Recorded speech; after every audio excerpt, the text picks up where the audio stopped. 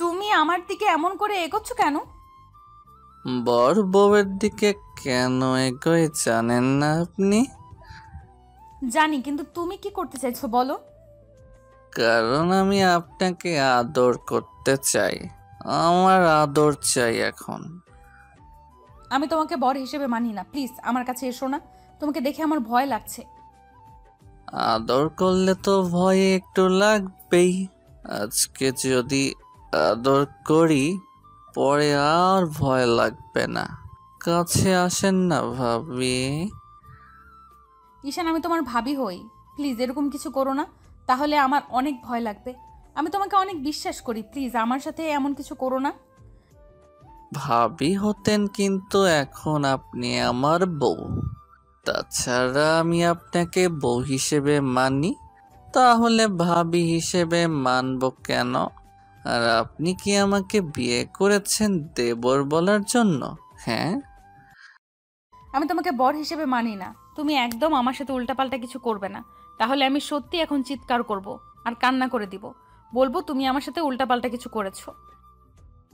আপনার যা বলার আপনি বলতে পারেন, তাতে আমার কিচ্ছু যায় আসে না। এখন আপনি আমার বউ, আপনাকে আমি আদর করতে পারি।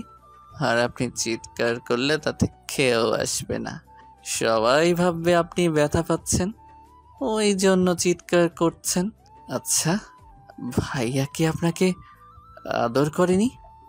নাকি যে আপনি ব্যথা পাবেন? নাকি আপনি এখনো ভার্জিন আছেন? আমার তো মনে হয় না। তার উপর আপনার যে সুন্দর ফিগার, আর যে হট দেখতে, আপনি বিয়ের আগে তো আপনার বয়ফ্রেন্ডের সাথেই সব হয়ে যাওয়ার কথা। ছি ঈশান, তুমি এসব কি বলছো? তুমি এগুলো বলতে পারলে আমাকে? আমি না তোমার ভাবি হই?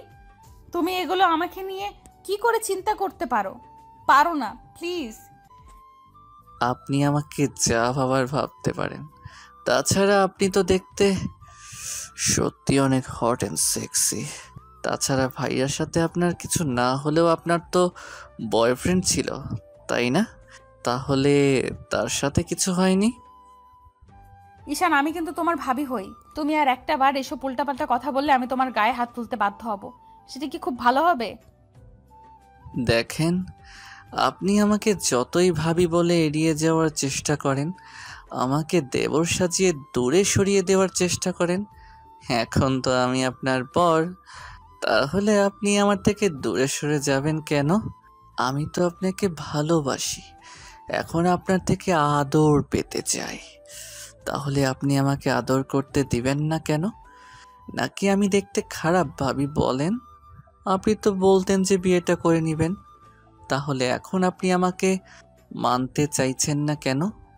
নাকি আমি কোনো বাজে কাজ করেছি যার জন্য আপনি আমাকে এমন করে দূরে সরিয়ে দিতে চাইছেন?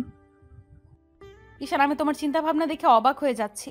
একে তো তুমি আমাকে নিয়ে এরকম বাজে চিন্তা ভাবনা পোষণ করো, তারপর এমন করে তুমি মাতলামি করতেছো। তুমি কি খেয়েছো আমাকে একটু বলবে? তোমার হাব ভাব দেখে আমার ভালো লাগছে না, তাই প্লিজ তুমি এমন কথা না বলে আমাকে বলো কি হয়েছে। আর তুমি তো বলেছিলে বিয়েটা করবে না, তাহলে হুটহাট বাসর ঘরে এসে এরকম করতে শুরু করেছো কেন? কি হয়েছে তোমার? নিজের বউয়ের থেকে কেউ দূরে সরে থাকতে পারে, আমিও পারবো না। তাছাড়া আপনাকে আমার প্রচণ্ড পরিমাণে ভালো লাগে। আর আজকে আপনাকে পুরো আমার বউয়ের মতো লাগতেছে। বউয়ের মতো কি, আপনি তো আমারই বউ। তাছাড়া চিন্তা ভাবনা পোষণ করার কি আছে, এখনকার মেয়েরা তো এরকমই। আর ভাইয়ার সাথে তো আপনার সবই হওয়ার কথা, কারণ 3টা মাস আপনার সাথে ভাইয়ার বিয়ে হয়েছিল। হাহ, তাহলে আপনি কিভাবে ভার্জিন সেটা বলতে চাইছেন? তুমি আমাকে যেমনটা ভাবছো আমি অতটা বাজে মেয়ে নই। দেখো, তোমার ভাইয়া আমাকে বিয়ে করেছিল ঠিকই, কিন্তু সে অন্য কাউকে ভালোবাসতো। তোমার আব্বু তাকে ত্যায্য পুত্র করে দিয়েছিল দেখেই আমাদের বিয়ে দিয়েছিল। আমি বিয়ের 1 মাস পর জানতে পেরেছি তোমার ভাইয়া কারোর সাথে রিলেশনে আছে, কিন্তু তখনও আমাকে ইগনোর করে যেত। আমি তাকে বারবার মায়ে ফেলার চেষ্টা করেছি, কিন্তু সে আমাকে ভালোবাসেনি। আমি যখন বুঝতে পারলাম তখন বাসায় বলে দিই, আর তখন আব্বু আম্মু আমাকে বারণ করেছিল। তোমার বাসায় বলতেই আম্মু বলেছিল মেয়েদেরকে তার স্বামীকে আঁচলে বেঁধে বেঁধে রাখতে হয়। আমিও সেটাই চেষ্টা করেছিলাম, কিন্তু তার বিপরীত হবে তোমার ভাইয়া যে বাসা থেকে চলে যাবে, সেটা আমি ভাবতেই পারিনি। ও, তার মানে আপনি বলতে চাইছেন যে বিয়ের আগে আপনি যাই করেছেন না কেন, না করেছেন, কিন্তু ভাইয়ার সাথে আপনার কিছুই হয়নি, তাই তো? তাতে কি, বিয়ের আগে তো আপনার বয়ফ্রেন্ড ছিল, তাহলে আপনার বয়ফ্রেন্ড আপনাকে আদর করেনি, ভালোবাসেনি? ঈশান, তুমি কিন্তু বাড়াবাড়ি করে ফেলছো। আমি তোমার থেকে সিনিয়র আর তোমার ভাবি, আর ভাবিকে তুমি এসব বাজে বাজে প্রশ্ন করতে পারো না। দেখেন, আপনি এসব উল্টাপাল্টা কাজ করতে পারবেন, আর আমি আপনাকে একটা প্রশ্ন করলেই দোষ। একদম আমার উপর রাগারাগি করবেন না। এখন কিন্তু আমি আপনার বর, আর আপনি কাকে ভাবি বলে দাবি করতে বলছেন? একটা সময় আপনি আমার ভাবি ছিলেন, কিন্তু আমি আপনার দেবর থাকলেও এখন আপনাকে বউ হিসেবে মানি আর আদর করতে চাই। ওই জন্যই বাসর ঘরে এসেছি, আপনি কিন্তু আমাকে আজকে আদর করতে দিবেন। অনেক ভালোবাসবো আপনাকে আজকে। আচ্ছা ঠিক আছে, তুমি যখন বিশ্বাস করতে চাইছো না, তাহলে তোমাকে আমি আমার এক্স বয়ফ্রেন্ডের সাথে কথা বলিয়ে দিব। আর তুমি আমার ফ্রেন্ডগুলোর কাছে শুনবে, আমি ওদের কাছে সবই শেয়ার করতাম। আর যদি তোমার সন্দেহ হয়, তাহলে তুমি সেটা চেক করে দেখতে পারো।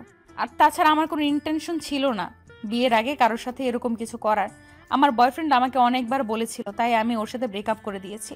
আর এখন তুমি যে আমাকে এমন করে সন্দেহ করবে, আমি সেটা ভাবতেই পারিনি। তুমি আজকে যাকে বিয়ে করেছো না, সে এখনো পিওর ভার্জিন আছে। তুমি সেটা বিশ্বাস করো বা নাই করো। তাহলে তো হয়েই গেল। আমি যেমন বউটা চাইছিলাম তেমনটাই পেয়েছি। তারপরও ভয় পেয়ে গেছিলাম যে ভাইয়া তো আপনার সাথে সব করে নিয়েছে, কিন্তু আমার বিশ্বাস হচ্ছিল না যে ভাইয়া আপনার সাথে কিছু করতে পারে। কারণ ওই মেয়েটার সাথে ভাইয়ার বিয়ের আগে সব কিছু হয়ে গেছিল, সেটা আমি কয়েকটা দিন আগেই জানতে পারলাম। আর ওই মেয়েটা এখন প্রেগনেন্ট। ভাইয়া ওকে নিয়ে দেশের বাইরে চলে গেছে। যাওয়ার আগে আমার সাথে কথা হয়েছিল, ভাইয়া বলেছিল আব্বু আম্মুকে বোঝাতে, আর না হলে আপনাকে বিয়ে করে নিতে। আমি মানতে পারছিলাম না, ভাইয়ার উপর অনেকটা রাগ করেছিলাম।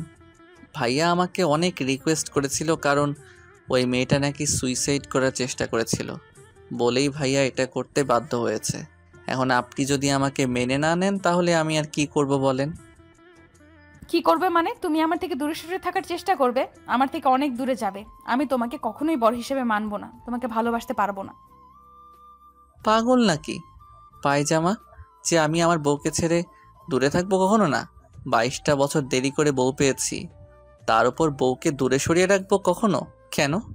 আমি তো প্রথমে আপনাকে মানতে চাইছিলাম না, কিন্তু আব্বু আম্মুকে অনেক বুঝিয়েছে, আমার বোনটা আমাকে অনেক বুঝিয়েছে, বলেছে বউকে আদর করতে হয়, ভালোবাসতে হয়, তাহলে সে লাইনে আসবে।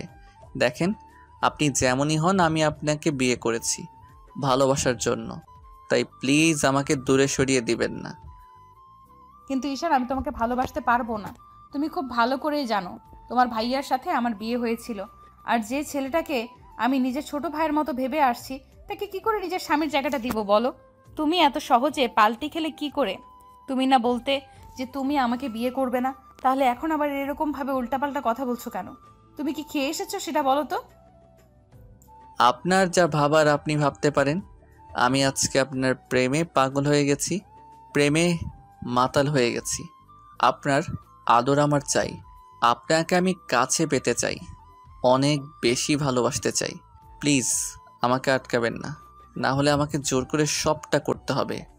আর আটকাবেন কি, আজকে আপনি চাইলেও আমাকে আটকাতে পারবেন না, তাহলে সেটা আপনার জন্য খুব খারাপ হবে। আমি জোর করে আপনাকে আদর করব, ভালোবাসবো। তুমি আমার সাথে এমনটা করতে পারো না, আমি তোমাকে খুব ভালো ছেলে বলেই জানি। আর তুমি যদি এরকমটা করো, তোমার উপর যতটুকু বিশ্বাস আমার আছে, তাহলে সেইটুকু বিশ্বাস হারিয়ে যাবে।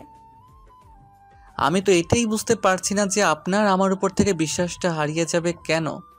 আমি না এখন আপনার স্বামী, আমি আপনাকে আদর করতেই পারি। তাছাড়া আমি তো আপনাকে ভালোবেসে ফেলছি। আপনি জানেন না, আপনাকে প্রচণ্ড পরিমাণে আমার কাছে পেতে ইচ্ছা করছে। প্লিজ একটু কাছে আসেন না, এভাবে আটকে দিয়েন না আমাকে। তোমাকে আর কত বোঝাতে হবে যে আমি এটা করতে পারবো না? তুমি খুব ভালো করেই জানো যে আমি তোমাকে ছোট ভাইয়ের মতো দেখি। আমাদের মাঝে দেবর আর ভাবির সম্পর্ক, তোমার আর আমার মাঝে। তাহলে তুমি কি করে বলতে পারছো এরকম কথা? তুমি কেন বুঝতে চাইছো না যে আমি তোমাকে কখনোই স্বামীর অধিকারটা দিতে পারবো না? তুমি শুধু শুধু পাগলামি করে আমাকে বিয়েটাই করলে। তোমাকে আমি বোঝাতেই পারলাম না এসব সম্ভব না ঈশান। বারবার এসব কথা বলে আমাকে রাগিয়ে দিয়েন না প্লিজ। তারপর উল্টাপাল্টা কিছু একটা করে ফেললে তখন কিন্তু আপনারই খারাপ লাগবে।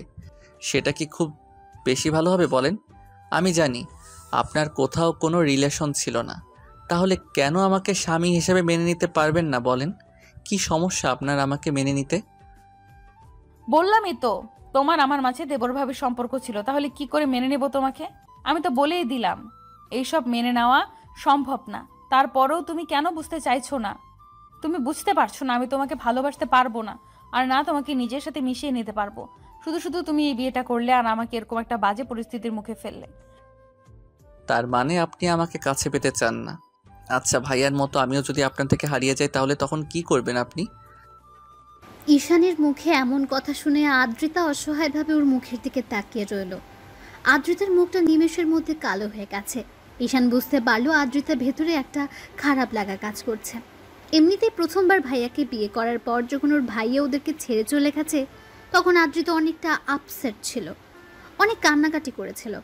আদ্রিতার মুখটা কালো দেখে ঈশান বলতে লাগলো, সামান্য একটু কথাটা সহ্য করতে পারলেন না? তাহলে যদি সবসময় এরকম ইগনোর করে দূরে সরিয়ে দেন তখন আমিও আপনার থেকে দূরে সরে যাব। যদি ভাইয়ার মতো অন্য কারো প্রতি আসক্ত হয়ে পড়ি সেটা মেনে নিতে পারবেন না। কখন আমাকে কাছে পাবেন না, তখন না শত চাইলেও আমাকে আর নিজের করে পাবেন না। ভালোবাসাটাকে আগলে রাখতে হয়, সেটা কি আপনি জানেন না? তাহলে ন্যাকামিটা করেন কেন? আদ্রিতা মাথা নিচু করে রইল। ঈশান দুলতে দুলতে একটা জায়গায় গিয়ে বসে পড়ল আর বলল, সত্যি করে একটা কথা বলেন তো, আমার কি দোষ ছিল এতে? আমার কি ইচ্ছে করে না নিজের বউকে ভালোবেসে কাছে টেনে নিতে, তাকে আদর করতে? নাকি তাকে কাছে পাওয়ার কোনো অধিকার আমার নেই বলেন? ঈশান, আমি জানি আমার দোষ এটাই যে আমি আপনার জুনিয়র, আপনার দেবর ছিলাম। আপনার থেকে আমার মাত্র 3টা বছরের ডিফারেন্স, তাহলে কেন আপনি আমাকে ভালোবাসতে পারবেন না? কি এমন অন্যায় করেছি আমি যার জন্য আপনি আমাকে স্বামীর অধিকার দিতে পারবেন না? আচ্ছা, আপনি তো সময় নিলে পারেন, তারপরও আপনি সেটা করতে চাইছেন না। কি এমন সমস্যা আমার মধ্যে? আমি দেখতে খারাপ, বাজে ছেলে যার জন্য আপনি আমাকে ভালোবাসতে পারবেন না? তাহলে বিয়ে করেছিলেন কেন? আমার কি কোনো ইচ্ছা স্বপ্ন থাকতে পারে না? 22টা বছর ধরে নিজের মধ্যে ভালোবাসাটাকে জমিয়ে রেখেছি। কখনো কাউকে ভালোবাসিনি শুধু বউকে ভালোবাসবো বলে। আর এমন একজনকে বিয়ে করলাম যে কিনা কিছুদিন আগেও আমার ভাইয়ার বউ ছিল। আর ভাইয়া এরকম একটা পরিস্থিতিতে ফেলে তার বউকে আমাকে বিয়ে করতে বাধ্য করলো। এই দোষটা কি আমার বলেন? আমি তো পরিস্থিতিটাকে মেনে নিয়েছিলাম, ভাগ্যটাকে মেনে নিয়ে আপনার সাথে সবটা নতুন করে সাজানোর চেষ্টা করেছিলাম। আপনি কি করলেন? আমার সবটা ভেঙে দিলেন। আমি বাসর ঘরে আসতেই আপনি আমাকে এমন রিজেক্ট করলেন। আসলে ভালোবাসাটা আমার জন্য না। আমি যদি আর 10টা ছেলের মতো বকাটে হতাম তাহলে আপনি ঠিকই আমাকে ভালোবাসতেন। আমার মধ্যে না কোনো বাজে নেশা আছে, না কোনো মেয়ের সাথে আমি রিলেশনে আছি। আসলে কি বলেন তো, আমি না এখন আপনার থেকে কেন জানি দূরেই থাকতে পারছি না, আর আপনি আমাকে এমন করে দূরে সরিয়ে দিচ্ছেন। প্লিজ ঈশান, এগুলো বলো না, আমি এগুলো শুনতে পারছি না। প্লিজ এসব বলো না। আজকে এগুলো আপনাকে শুনতেই হবে। আপনি যদি আমাকে বিয়েটা নাই করবেন তাহলে কালকে রাতেও আমাকে বলতে পারতেন আমি বিয়েটা করতাম না। সেটা না করে ঢং দেখিয়ে বিয়েটা করলেন, কিন্তু এখন আমাকে মানতে পারবেন না বলছেন। আমার কি কোনো ইচ্ছা স্বপ্ন নেই, নাকি আমার স্ত্রীর কাছ থেকে আমার কোনো চাহিদা থাকতে পারে না বলেন? ছি, তোমার চিন্তা ভাবনা এতটা বাজে। তুমি এসব চিন্তা আমাকে নিয়ে করতে পারো কি করে ঈশান? হ্যাঁ জানি আমি বাজে, আমি ফাজিল একটা ছেলে, ওই জন্য কেউ আমাকে কখনো ভালোবাসেনি। আমার চেহারাটা বাজে, ওই জন্য আপনি আমাকে ভালোবাসতে চাইছেন না তো। কিন্তু দেখবেন একটা সময় আপনি নিজে থেকে আমাকে ভালোবাসতে চাইবেন, তখন না অনেক বেশি দেরি হয়ে যাবে। হয়তো দূরে কোথাও হারিয়ে যাব, না হলে অন্য কারো মায়ায় পড়ে যাব। আমি আর এইভাবে নিজেকে কষ্ট দিব না। অনেক নিজের ভালোবাসাটাকে নিজের মধ্যে জমিয়ে রেখেছি, তারপরও কারো মাঝে সেটা বিলিয়ে দেইনি, শুধু বউকে ভালোবাসবো বলে। আর আজকে বাসর ঘরে আসার পর আপনি এমন কিছু বললেন, এসব কথা শোনার পর মনে হচ্ছে এই বিয়েটা না করাটাই আমার জন্য শ্রেয় ছিল। ঈশানের এরকম কথা শুনে আদ্রিতা ফ্যাল ফ্যাল করে ওর মুখের দিকে তাকিয়ে রইল। আদ্রিতা বুঝতে পারছে ঈশান ওর কথাগুলো শোনার পর কতটা কষ্ট পেয়েছে, যার জন্য সব কথা বারবার বলেই যাচ্ছে। ঈশান জানে আদ্রিতা এত সহজে কাছে আসতে দেবে না, না ওকে আদর করতে দেবে, যার জন্য ঈশানের প্রচণ্ড পরিমাণে রাগও হচ্ছিল। তার উপর ঈশান এরকম একটা নেশার ওষুধ খেয়েছে যার জন্য ওর ভেতর খুব উত্তেজনা কাজ করছে। ঈশান একটা নেশার দৃষ্টিতে আদ্রিতার দিকে তাকিয়ে আছে, আর যদি ওকে বারণ করে চলেছে তাই ঈশান বেশ কিছুক্ষণ ওর দিকে তাকিয়ে রইল। তারপর একটা সময় ওর অনেকটা কাছে চলে গেল। আদ্রিতা পেছাতে পেছাতে দেয়ালের সাথে ঠেকে গেল। ঈশান আদ্রিতাকে জোর করে কাছে টেনে নেয়। আদ্রিতা একদম ভয় পেয়ে চুপসে গেছে। ঈশান আলতো করে ওর ঠোঁটের উপর আঙ্গুল দিয়ে স্লাইড করে বলল, কোনো কথা নেই, আজকে রাতে শুধু আমি আর আপনি, আপনি আর আমি দুজন দুজনকে ভালোবাসবো। আপনি তো ভাইয়ার আদর পাননি, আজকে দেখবেন আমি আপনাকে কত ভালোভাবে আদর করে দিই। আপনার ভালো লাগবে, প্লিজ আমাকে আটকাবেন না। আর আমি তো আপনার স্বামী, কি করে আটকাবেন আমাকে? আমি জানি আপনি কখনো আমাকে আটকাবেন না। হ্যাঁ, এটা ঠিক যে মেনে নিতে সমস্যা হবে, তারপরও আজকে আদর করে দেখেন, আপনি আমাকে ভালোবাসতে শুরু করবেন। ঈশান প্লিজ আমার সাথে এমন করো না। তুমি জানো আমি তোমার ভাইয়ার বউ ছিলাম, তাহলে তুমি কেন আমার সাথে এমন মিসবিহেভ করছো? তুমি আমাকে একটু সময় দিবে না প্লিজ? এরকমটা করো না, আমি জানি তুমি এমনটা কখনো করবে না। কেন করব না? নিজের বউয়ের সাথে না করলে কার সাথে করব? আর আপনি বারবার ভাইয়ার কথা বলছেন। আপনি তো ভাইয়াকে ভালোবাসতেন না, ভাইয়ার ভালোবাসা পাননি। রিসেন্টলি আপনার ব্রেকআপ হয়েছিল, এই জন্য ভাইয়াকে জোরও করেননি আপনার সাথে কিছু করার জন্য। তাহলে আপনি তো আমাকে ভাইয়ার সাথে ডিভোর্স হয়ে যাওয়ার পরেও আপনি কোনো ভালোবাসতে পারবেন না বলেন? ঈশানের কথাগুলোতে আদ্রিতার দিকে কেমন চুপচাপ হয়ে গেল। ওর বলার মতো আর কিছুই নেই। এবার ঈশান ওর ঠোঁটজোড়া আলতো করে আদ্রিতার কপালে ছোঁয়ালো। আদ্রিতা চোখ জোড়া বন্ধ করে নিল। ঈশান ওর সারা মুখে কিস করতে লাগলো, যার জন্য আদ্রিতা ওকে আটকানোর চেষ্টা করলো। ঈশান ওর হাতগুলো পেছনের দিকে নিয়ে আটকে দিয়ে তারপর এক হাতে ওর মুখের পাশে রেখে তারপর ওর ঠোঁটজোড়া দখল করে নিল। আদ্রিতা কোনো উপায় না পেয়ে একদম জড়সড় হয়ে গেল। আজকে প্রথম কোনো পুরুষের স্পর্শ আদ্রিতার ঠোঁটে পড়ল। ওর শরীরের মধ্যে যেন এক প্রকার কারেন্ট বয়ে গেল। ও একদম পাথরের মতো দাঁড়িয়ে আছে। ঈশান ওর ঠোঁটে পাগলের মতো কেস করতে শুরু করলো। আদ্রিতার নিঃশ্বাস ভারী হয়ে আসছে। ও জানতো না এমন করে ঈশান ওকে স্পর্শ করতে শুরু করবে। ঈশানের আব্বু আম্মু আদ্রিতাকে অনেক বুঝিয়েছে আর আদ্রিতাকে বিয়ে করে নিতে বলেছে। আর আদ্রিতা ওর ভাবি হলেও দেখতে অসম্ভব সুন্দরী। তার উপর রিসেন্টলি কয়েকদিন আগে ঈশানের ভাইয়া অন্য একটা মেয়ের সাথে পালিয়ে গেছে। কারণ ঈশানের আব্বু যখন ভাইয়ার সম্পর্কে জানতে পারে ও অন্য কোথাও বিয়ে করেছে আর সেই মেয়েটা এখন প্রেগনেন্ট, মেয়েটা সুইসাইড করার চেষ্টা করেছে, তখন আব্বু ভাইয়াকে তেজ্যপুত্র করে দিতে চাইলে ভাইয়া ওই মেয়েটাকে নিয়ে দেশের বাইরে চলে যায়, যার জন্য ঈশান প্রচণ্ড পরিমাণে রেগে যায়। ওই রকম একটা কার্যকাণ্ডে আর শেষ পর্যন্ত সম্মান বাঁচানোর জন্য দায়িত্ব পড়ে ঈশানের ঘাড়ে। আর আদ্রিতাকে ঈশানের বিয়ে করতে হয়। ঈশান আর আদ্রিতা দুজনেই বারণ করছিল। তারপর একটা সময় আব্বু অনেক রিকোয়েস্ট করতে আর ঈশানের বোন ওকে বোঝাতেই ঈশান ভাবে বিয়েটা করেই নেবে। আব্বুর সম্মান বাঁচাতে আর রাতে যেন ওদের মাঝে কিছু একটা হয় তার জন্য ঈশানের ছোট বোন প্ল্যান করে ওকে একটা নেশার ওষুধ খাইয়ে দিয়েছিল, যেন আদ্রিতা ওকে ছেড়ে যেতে না পারে। কারণ আদ্রিতা বিয়েতে রাজি ছিল না, শুধু আব্বুর রিকোয়েস্টে রাজি হয়েছিল। ওরা চেয়েছিল ওদের জন্য একটা বেবি চলে আসে, সেটা খুব শীঘ্রই। আদ্রিতা যেন ওদের ছেড়ে যেতে না পারে, এজন্য আম্মু আর ঈশানের বোন ওকে দুধ খাওয়ানোর নামে দুধের সাথে মিশে একটা নেশার ওষুধ খাইয়ে দেয়। ওষুধটার কাজ শুরু করতে আরম্ভ করলে ঈশানের বোন ওকে বাসর ঘরে পাঠিয়ে দেয়। ঈশান বাসর ঘরে এসে দেখে আদ্রিতা বিছানার উপর গোমটা দিয়ে বসে আছে। তারপর যখন উঠে এসে ওকে সালাম করতে যায় তখন ঈশান ওকে উঠিয়ে নেয়। তারপর বুকের সাথে জড়িয়ে ধরতে আদ্রিতা ওকে ছেড়ে দিয়ে কিছুটা দূরে সরে গেল। তখন ঈশান আর আদ্রিতার মাঝে কি কথা হলো সেটা তো আপনারা জানতেই পারলেন। তো ঈশান আদ্রিতার ঠোঁটজোড়া ছেড়ে দিয়ে ওর সারা মুখে কিস করতে শুরু করে। তখন আদ্রিতা ওকে সরানোর জন্য বলতে শুরু করলো, ঈশান প্লিজ আমাকে ছেড়ে দাও, তুমি আমার সাথে এমনটা করতে পারো না। অন্তত তুমি তো আমাকে কয়েকটা দিন সময় দিবে, আমাকে একটু মানসিকভাবে প্রস্তুতি নেওয়ার জন্য। তুমি সেটা না করে এরকম করতেছো, প্লিজ আমাকে ছেড়ে দাও। মানসিকভাবে তৈরি হওয়ার জন্য অনেক সময় পাবেন। আজকে আমার আদর করতে ইচ্ছে করছে আপনাকে। আপনাকে কেউ আদর করেনি। আমি আমার ভার্জিন বউটাকে আজকে অনেক আদর করব, পরিপূর্ণতায় ভরিয়ে দেব। প্লিজ আমাকে বাধা দিয়েন না, তাহলে কিন্তু আপনারই কষ্ট হবে।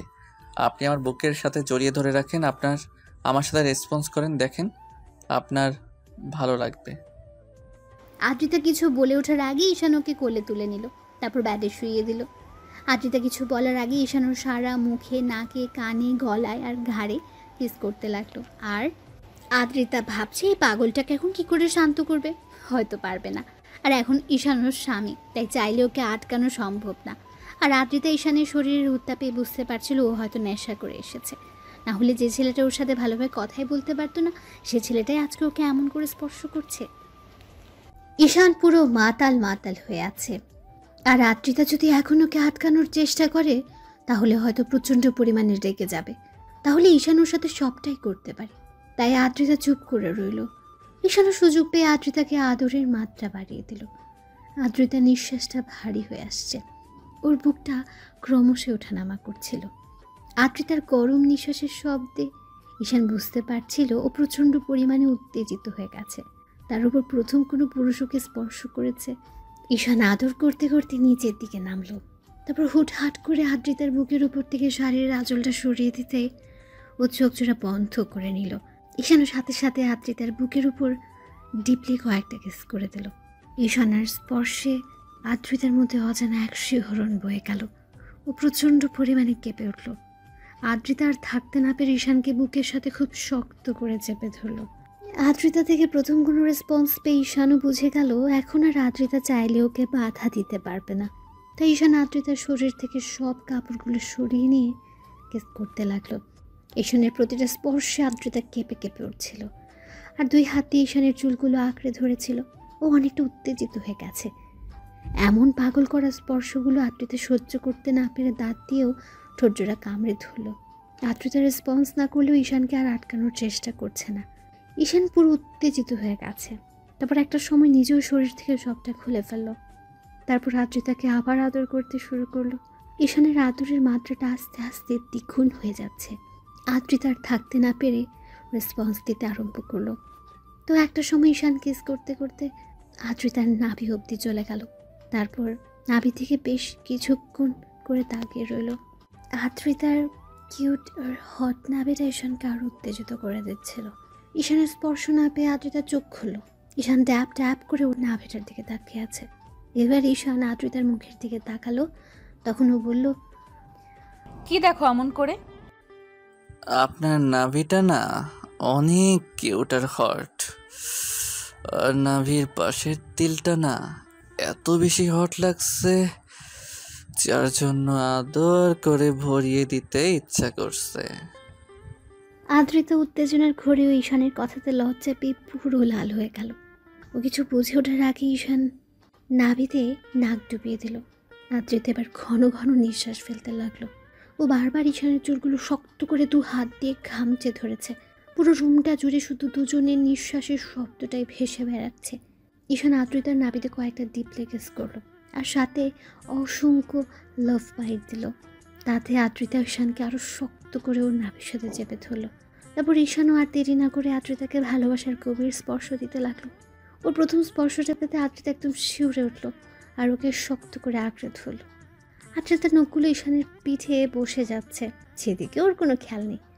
ঈশান শুধু ওকে স্পর্শের উপর স্পর্শ দিয়ে যাচ্ছে আর পুরো রুমটা জুড়ে শুধু দুষ্টু মিষ্টি কিছু শব্দ ভেসে বেড়াতে লাগলো।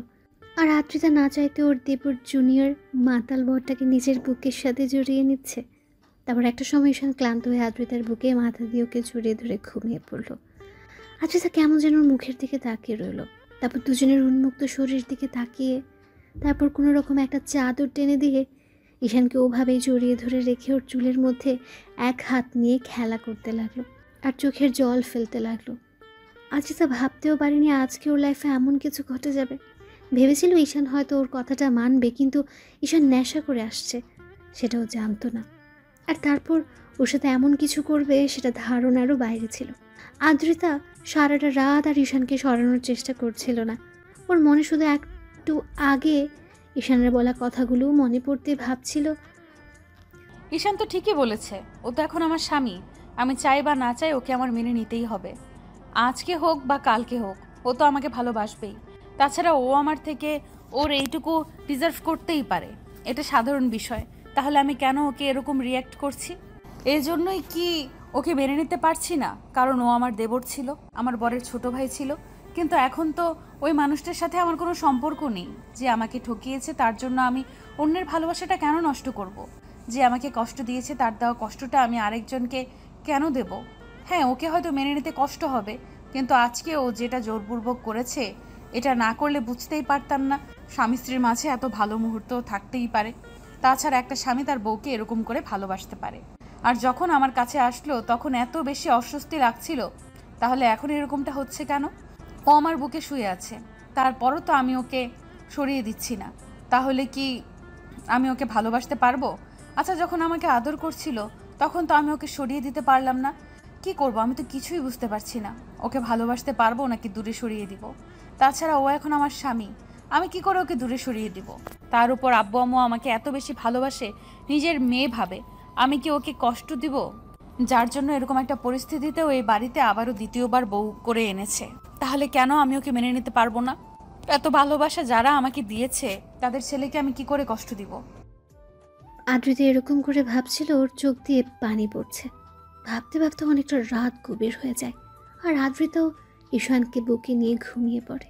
পরদিন জানালার গ্লাস ভেদ করে ভোরের মিষ্টি রোদের আলো এসে আদ্রিতার মুখে পড়ল। আদ্রিতার ঘুমটা ভেঙে গেল। ও চোখ জোড়া খুলতে বুকের উপর কিছু ভারী একটা অনুভব করলো। দেখলো ওকে খুব শক্ত করে জড়িয়ে ধরেছে, আর বাচ্চাদের মতো ওর বুকে মুখ গুজে আছে। আদ্রিতার মুখে আপনা আপনি একটা হাসি ফুটে উঠল। আবার পরক্ষণে কালকে রাতের কথা ভাবতে ওর হাসি মাখা মুখটা লজ্জায় একদম লাল হয়ে গেল।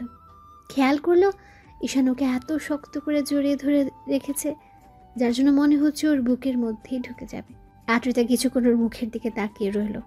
আদ্রিতা বারবার কালকের রাতের কথা ভেবে লজ্জায় পুরো লাল হয়ে যাচ্ছিল, কারণ কালকে রাতে ঈশান ওকে এত এত বেশি আদর করেছে, যেটা আদ্রিতার কল্পনাতেও ছিল না। ঈশান ওকে এত বেশি গভীরভাবে স্পর্শ করেছিল যে মুহূর্তটাকে আদ্রিতা কখনোই ভুলতে পারবে না।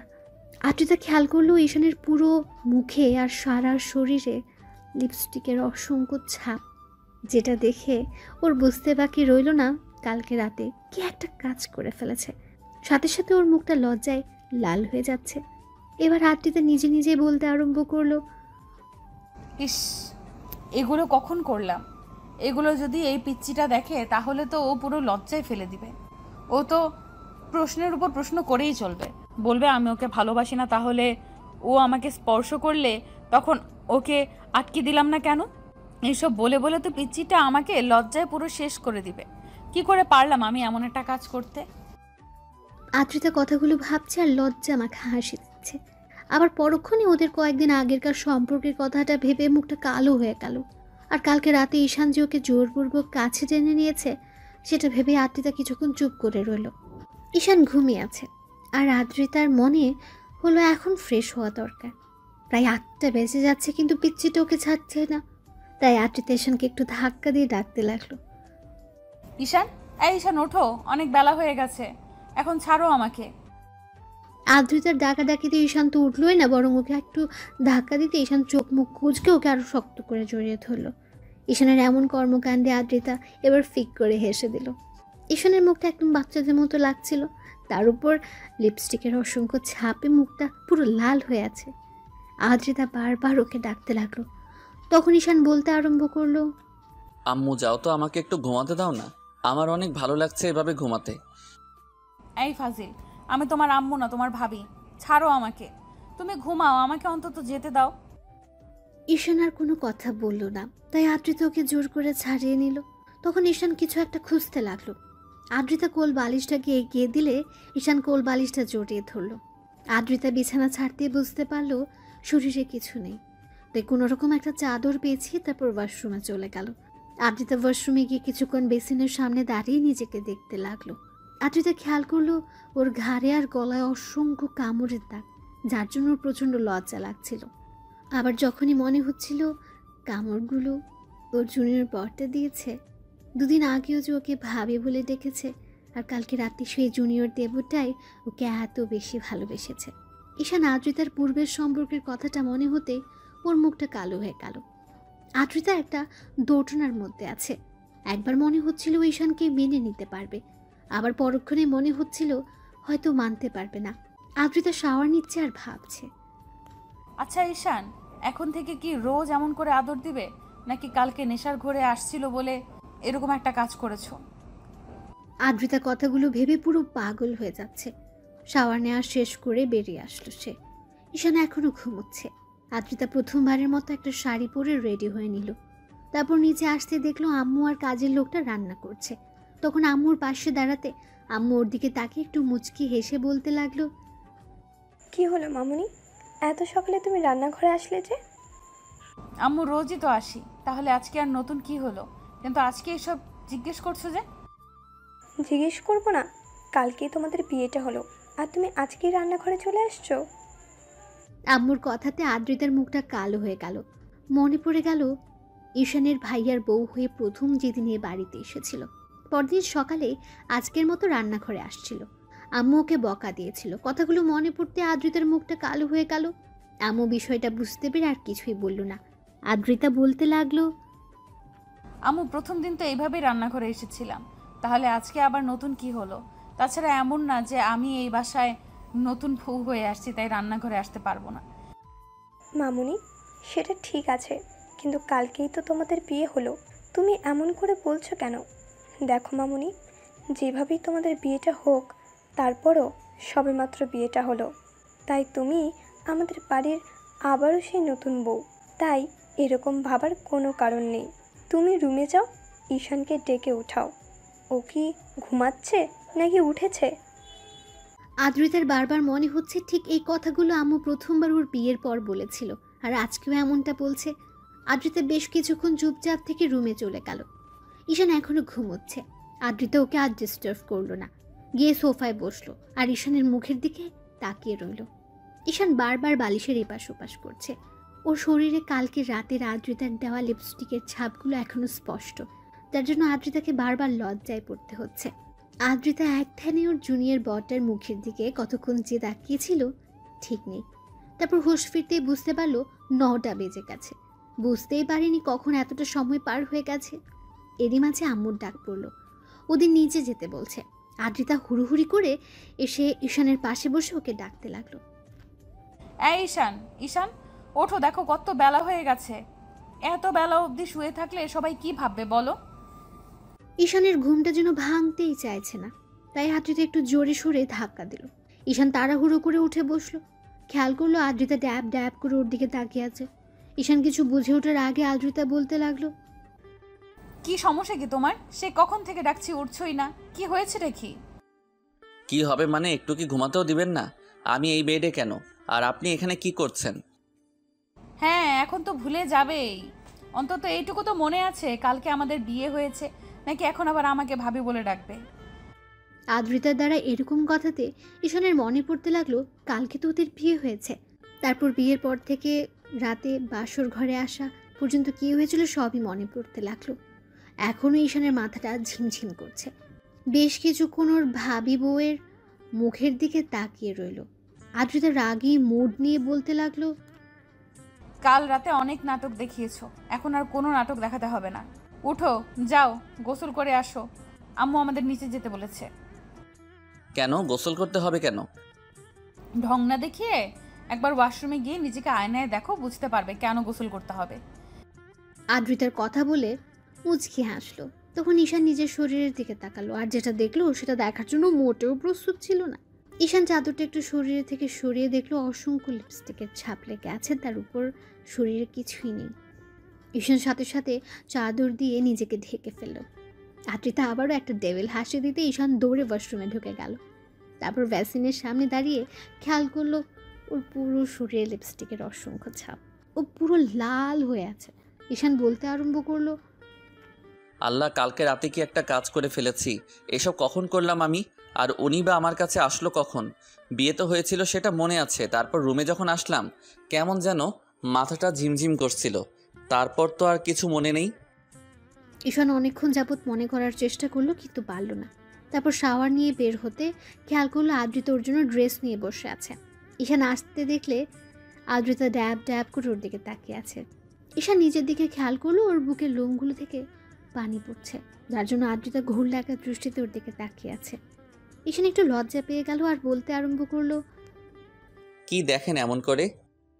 কি আর দেখবো, কালকে রাত্রি তো সবটাই দেখে নিয়েছি, আর তুমিও সবটাই দেখে নিয়েছো। এখন আবার নতুন করে কি দেখার আছে? মানে কি বোঝাতে চাইছেন কি আপনি? আমি কিন্তু কিছু করিনি। তুমিই করেছো, এখন নাটক করো না তো। আচ্ছা সত্যি করে একটা কথা বলো তো, কালকে রাতে কি খেয়েছিলে? কি হয়েছিল তোমার? ওরকম মাতলামি করছিলে কেন? আদ্রিতার মুখে এমন কথা শুনে ঈশান ধপাস করে বিছানায় বসে পড়ল। ওর মনে হতে লাগলো যে হয়তো কিছু একটা খেয়েছিল। ঈশান ভাবতে লাগলো কি খেয়েছিল। তারপর হুটহাট করে মনে হতে লাগলো যে রুমে আসার আগে ওর বোনকে 1 গ্লাস দুধ খাইয়ে দিয়েছিল। আর দুধের সাথে হয়তো কিছু একটা ছিল, কারণ দুধটা খাওয়ার পর থেকে মাথাটা কেমন ঝিমঝিম করছিল। ঈশানের মনে হতে লাগলো শেষ পর্যন্ত ছোট বোনের সাথে এমনটা করলো।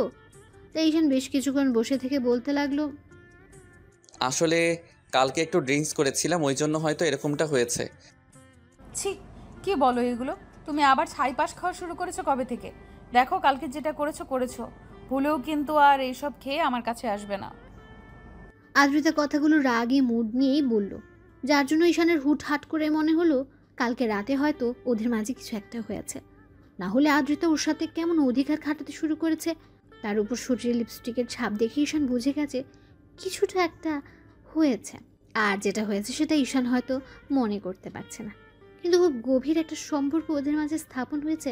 তাই ঈশান বলতে লাগলো, আচ্ছা ঠিক আছে, ওগুলো খেয়ে আসবো না, এমনি তো আপনার কাছে আসতে পারি, তাই না?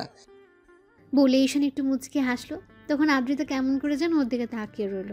তো আদ্রিতা লজ্জায় আর কথা বলতে পারলো না। ঈশান রেডি হয়ে নিতে চলে গেল, আদ্রিতাও পেছন পেছন গেল। তারপর সিঁড়ির কাছে আসতেই দুজন একসাথে নামলো। দুজন খাবার টেবিলের সামনে আসলো। ঈশান চেয়ার টেনে বসলো, আর আদ্রিতাকে দাঁড়িয়ে থাকতে দেখে আম্মু ওকে ইশারায় ঈশানের পাশে বসতে বলল। আদ্রিতাও বসলো। এবার ঈশান খেয়াল করলো ওর ছোট বোন মিহি কেমন করে যেন ওর দিকে তাকিয়ে আছে আর মুচকি মুচকি হাসছে।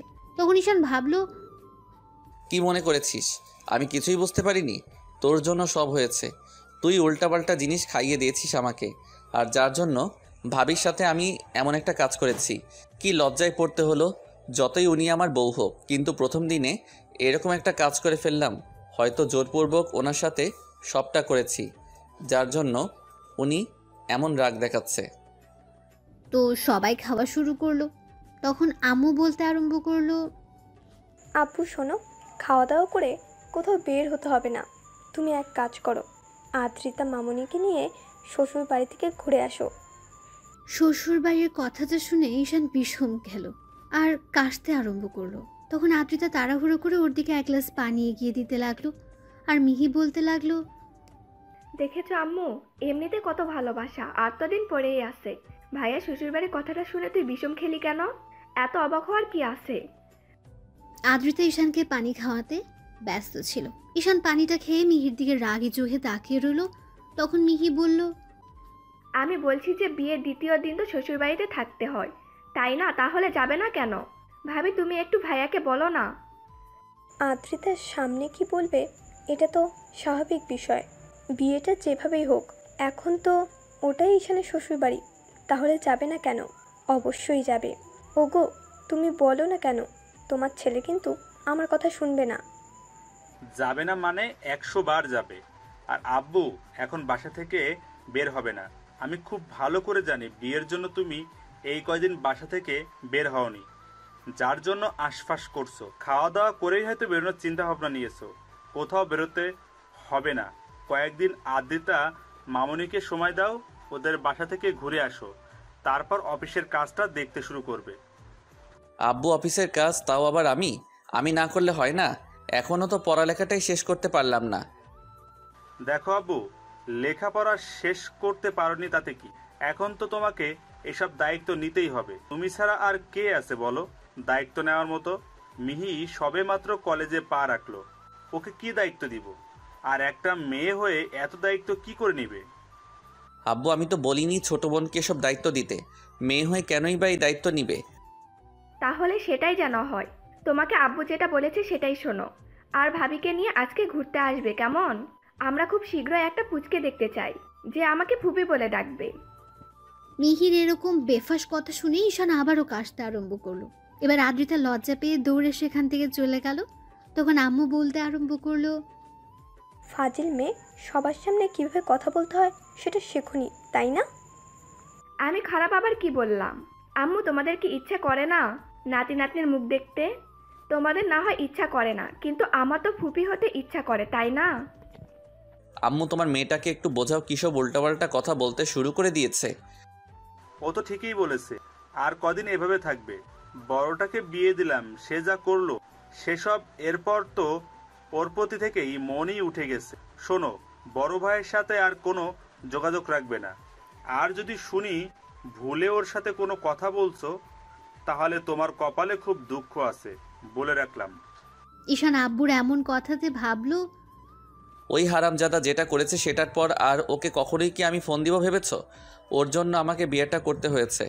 আর কালকে এই পিচ্চি শয়তানটা আমাকে উল্টাপাল্টা কিছু একটা খাইয়ে ভাবির সাথে কী যে করেছে উনি ভালো জানে। ঈশান খাওয়া দাওয়া শেষ করে আব্বু আম্মুর কথা মতো রুমে আসলো। খেয়াল করলো আদ্রিতা ফোনে কথা বলছে। তখন ঈশান বেশ কিছুক্ষণ ওর দিকে তাকিয়ে থেকে ব্যালকনিতে গিয়ে দাঁড়ালো। মনে হতে লাগলো ওর আব্বু আম্মুর সাথে কথা বলছে। তো ঘন্টাখানিক পর ঈশান রুমে আসতে দেখলো আদ্রিতা কি যেন একটা ভাবছে।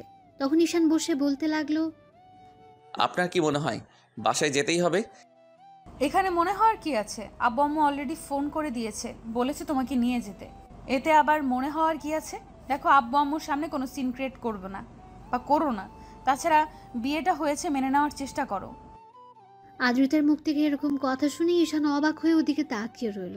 তারপর একটু হেসে বলতে আরম্ভ করলো, এসব আমাকে না বলে নিজেকে বোঝান। আপনি ঠিক থাকলেই সব ঠিক। আমি জানি আপনার মেনে নিতে সমস্যা হবে, সেখানে উল্টো আমাকে বলছেন এগুলো। আপনি কি কখনো আমাকে মন থেকে স্বামী হিসেবে মেনে নিতে পারবেন বলেন? ঈশানের এরকম কথাতে আদ্রিতা মাথা নিচু করে নিল। তাই ঈশান আরও কে বিব্রত করলো না। দুপুরে খাওয়া দাওয়া করে আদ্রিতাদের বাসার উদ্দেশ্যে বেরিয়ে পড়লো তারা। তারপর পৌঁছে কলিং বেল দিতে আম্মু দরজা খুলে দিলে। দুজনে আব্বু আম্মুর সাথে বেশ কিছুক্ষণ কথা বলল। আদ্রিতার আম্মু ওকে বলল ঈশানকে রুমে নিয়ে যেতে। দুজনে রুমে আসলো আর ঈশান বিছানায় ধপাস করে শুয়ে পড়লো।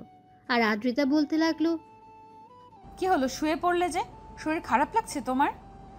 বাহ, বরের জন্য এত মন কাঁদে ভাবতেই পারছি না কেউ আমার জন্য এতটা কেয়ারিং হতে পারে, এতটা বেশি টেনশন করে আমাকে নিয়ে।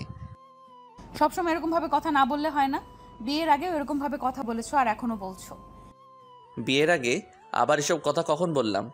তাছাড়া বিয়ের আগের ঘটনা আর এখনকার ঘটনা তো আলাদা, তাই না? তখন আপনি আমার ভাবি ছিলেন আর আমি দেবর, আর এখন তো আমরা স্বামী স্ত্রী। তাহলে এগুলো বলা না বলার মধ্যে তো অনেক তফাৎ ছিল, তাই না?